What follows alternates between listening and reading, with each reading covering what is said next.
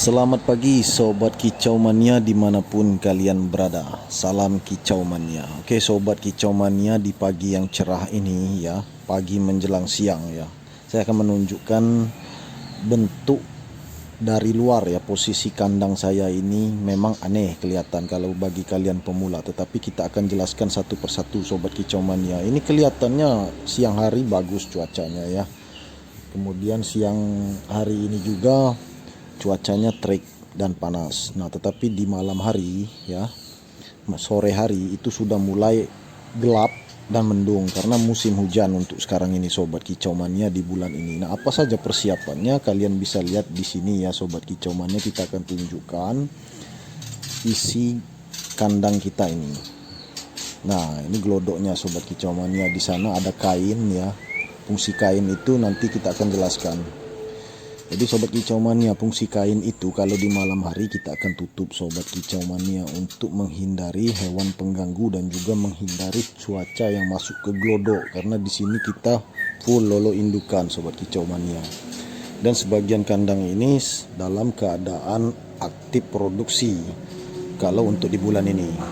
Nah, biasanya Sobat Kicau Mania kita produksi ini memang tak menentu ya. Kadang-kadang kalau hujannya deras, kemudian musim terlalu dingin ya, kita memang antisipasi. Semua hal harus kita pikirkan mulai dari kandang dan pola makan. Oke Sobat Kicau Mania, kita masuk ke dalam kandang ya. Kandang saya ini tidak terlalu mewah Sobat Kicau Mania, hanya saja dibungkus oleh tembok ya. Kita anggap saja tembok. Untuk kandang ini kita memerlukan bentuk yang seperti ini. Kemudian ada atap transparan, lubang anginnya pun kita tutup dengan bata. Nah, ini tujuannya Sobat Kicau Mania untuk meredam suhu di malam hari. Itu suhu cuacanya sangat dingin, apalagi di musim hujan seperti ini, luar biasa. Nah, anakan murai batu saya di kandang ini sudah turun glodok Sobat Kicau Mania. Ada yang tidur di pasir ya kan, ada yang tidur di tangkringan. Nah Sobat Kicau Mania, banyak beberapa pertanyaan ke kita ya. Kalau anakan murai batu ini tidur di pasir, itu apakah tidak kedinginan, apakah tidak mudah mati kalau musim hujan seperti ini. Nah Sobat Kicau Mania, kalau untuk di malam hari saya sering mengecek keamanan ya, kayak seperti yang saya lihat ya. Sekitar sesudah maghrib itu saya ambil senter, saya masuk ke kandang, saya lihat anakan murai batu saya ini nangkring seperti ini kalau tidur ya. Ada juga yang tidur di atas pasir. Nah, kelihatannya aman-aman saja Sobat Kicau Mania selama ini ya, karena walaupun hujan deras di sini tidak ada banjir. Dan kemudian suhu udara pun bisa redam oleh tembok ya, karena kita kandang kita pakai tembok dan kita tutup pakai kain. Nanti di pintu masuknya pun kita tutup pakai kain. Jadi Sobat Kicau Mania, inilah pentingnya tangkringan yang kita buat di bawah, di atas pasir. Nah, pasirnya ini pun tebal Sobat Kicau Mania ya.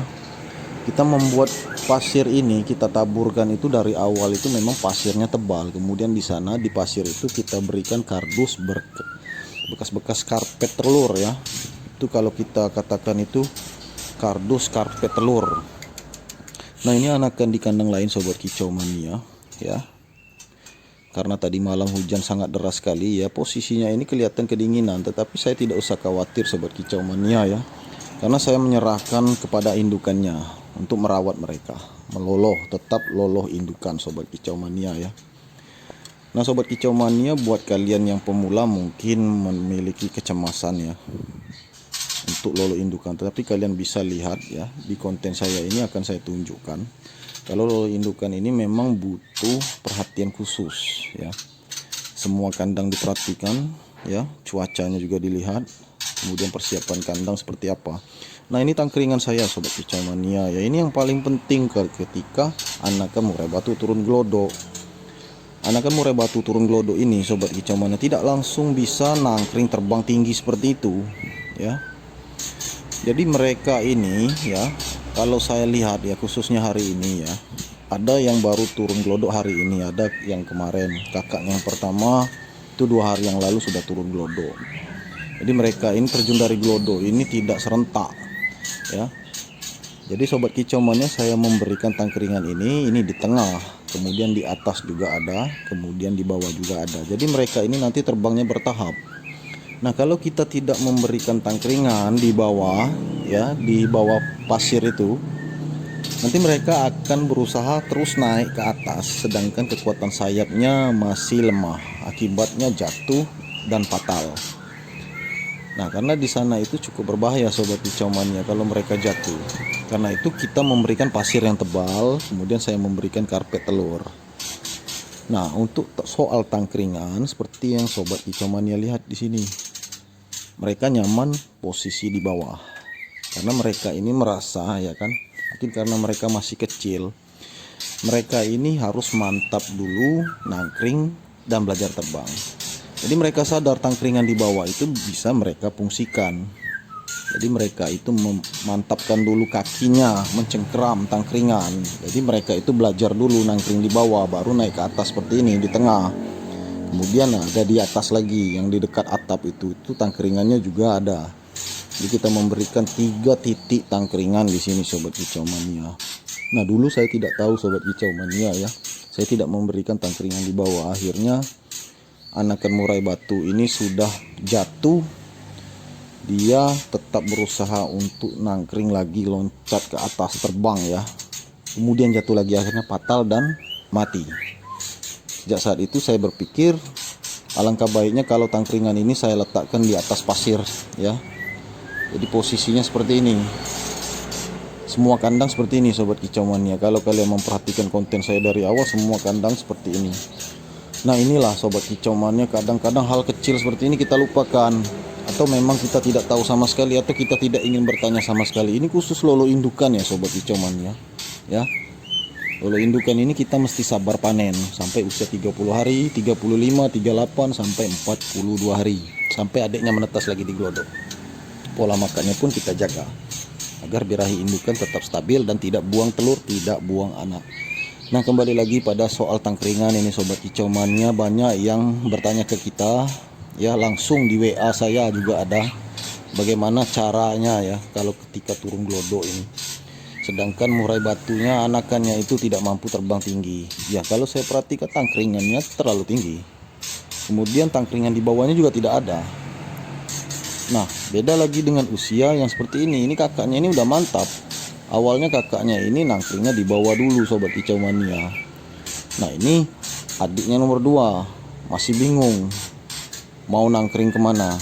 Karena itu kita memberikan tangkringan di tengah. Nanti kalau mereka sudah mantap ya, sekitar 22 hari ke atas, mereka akan nangkring di atas, yang paling atas. Nah, ini tangkringan jalur ke glodok sobat kicau mania. Semua glodok ya, semua kandang kita berikan jalur seperti ini. Ini ibaratnya jalur tangganya sobat kicau mania ya. Ketika mereka turun dari glodok ya, naik di glodok ini, di pintu glodok mereka terjun, itu tidak langsung loncat ke dasar, mereka nangkring dulu di tangkringan yang dekat glodok. Nah, seperti itu sobat kicau mania ya. Nah, ini kelihatan sobat kicau mania, kita tunjukkan kepada kalian semua ya. Jadi kalau untuk kenyamanan ini, anakan turun glodok ini seperti ini sobat kicau mania, persiapannya seperti ini. Di sana air di dalam ember pun saya buang ya, saya tutup. Jadi bagaimana mereka minum? Nah, itu pertanyaan juga sobat kicau mania ya.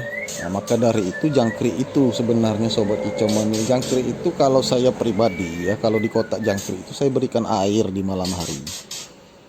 Memang kalau anak turun dari glodok ini ya, usia 11, usia 12, mereka ingin belajar terbang, belajar nangkring ya. Usia 13, 14, itu rata-rata mereka itu hampir tidak minum sobat kicau mania. Bagaimana cara minumnya? Ya, sedangkan mereka tidak ngerti indukannya menyuap pakai apa. Jadi saya berpikirnya realistis saja. Indukan ini kalau saya melihat ya, kalau ada kroto ya, itu krotonya itu pernah dia basahi ya, dia basahi ke tempat air minum ya, kemudian dia ambil, dia suap ke anaknya. Nah, mungkin disitulah anakan ini bisa minum melalui makanan sobat kicau mania. Kalau seperti ini sobat kicau mania, tidak mungkin saya memberikan mereka minum atau indukannya menyuap mereka dengan air, tidak mungkin. Kita berpikir logika saja, karena kadang-kadang hal seperti itu memang kita menganggapnya aneh ya kan. anakan murai batu ini seperti tidak minum di usia 11, 12, 13, 14 hari. Padahal indukannya itu menyuap mereka itu dalam kondisinya itu kalau jangkrik dan kroto itu posisi basah. Artinya mereka ini makan sekaligus minum, bukan minum air secara langsung. Nanti di usia 22 mereka bisa menyisir bulunya ya, bisa mandi sendiri sambil minum di ember kecil. Kita memberikan takarannya itu tidak terlalu dalam airnya kan, di ember kecil itu dia nanti mandi sobat kicau mania, belajar mandi, belajar terjun ke ember itu. Tetapi ketinggian ember itu hanya sebatas kakinya saja sobat kicau mania ya, agar mereka ini aman. Nah sobat kicau mania, yang ini barusan turun glodok, bingung dia ya, turun dari glodok dia jatuh ya, dia bingung ingin terbang loncat kemana ini, apakah langsung nangkring ke tengah, langsung nangkring ke atas, padahal dia ini belum mampu, kekuatan sayapnya seperti itu. Nah oleh karena itu sobat kicau mania, kita memberikan tangkringan di bawah di atas pasir. Tentu saja dia akan loncat ke sana ya sobat kicau mania, karena itu yang terdekat. Itu untuk anakan murai batu yang turun dari glodok, di mana tangkringan yang dekat ya, ketika dia jatuh di pasir itu tidak mungkin dia langsung loncat ke atas, nangkring setinggi ini nggak mungkin ya kan. Dia mencari tangkringan yang terdekat. Nah seperti ini, di dasar, di atas pasir, pasti dia nanti naik ke sana sobat kicau mania, karena kenyamanannya seperti itu sobat kicau mania. Mereka mencari kenyamanan dulu, mantap dulu, nangkring, kakinya mencengkram dengan baik, baru mereka nanti memberanikan diri untuk belajar terbang. Kalau sekarang ini kebanyakan mereka ini loncat sobat kicau mania ya, belum terlalu bisa untuk mengandalkan sayapnya. Itu nanti di usia 15, 16 itu mereka sudah mantap untuk menggunakan sayapnya ya. Nanti mereka akan terbang mondar-mandir di sekitaran kandang ini ya, mondar-mandir nanti mereka terbang di putaran-putaran kandang ini. Nah itu kalau mereka sudah masuk usia 15, 16, 17. Nah sobat kicau mania, banyak beberapa hal seperti ini harus kita perhatikan ya, terutama untuk pemula yang ingin sistem lolo induk, ternak sistem lolo induk. Semoga kalian berhasil sobat kicau mania. Dan jangan lupa sobat kicau mania tetap menjaga pola makan F-nya seimbang ya, agar indukan murai batu kalian itu seimbang birahinya, tidak meledak-ledak, tidak buang telur, tidak buang anak ya. Nanti sobat kicau mania bisa melihat-lihat lagi ya di konten-konten saya, cara pola makannya bagaimana, fungsi app-nya seperti apa, apalagi khusus untuk lolo indukan seperti ini sobat kicau mania ya, karena kita mencari kenyamanan ternak masing-masing itu berbeda cara sobat kicau mania. Kalian bisa memutuskan mana yang menurut kalian nyaman ya. Lolo induk ini banyak ketakutannya sobat kicau mania ya, takut cindilan dibuang ya kan, takut dibantai, takut birahinya error. Nah itu semua butuh proses dan itulah pilihan kita. Oke sobat kicau mania, itu saja video kita kali ini, semoga bermanfaat untuk kalian semua. Jangan lupa di like, subscribe, dan share sebanyak mungkin. Terima kasih, salam kicau mania.